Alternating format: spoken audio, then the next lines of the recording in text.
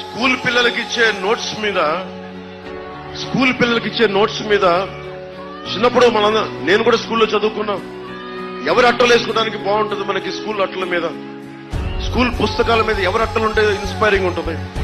ఒక భగత్ సింగ్ పుస్తకం ముద్రనుంటే బాగుంటుంది, అంబేద్కర్ గారి ఫోటో ఉంటే బాగుంటుంది, మహాత్మా గాంధీ గారి ఫోటో ఉంటే బాగుంటుంది నోట్ బుక్స్ అట్టల మీద. అలాంటిది జగన్ ఫోటో ఎందుకు దరిద్రంగా ఉంటుంది కదా. చిన్నపిల్లలకి ఏం చెప్తున్నావా జగన్? కాదు, మీరు నవ్వుతున్నారు కదా. మీరు చెప్పండి, ఈ ముఖ్యమంత్రి 5 సంవత్సరాల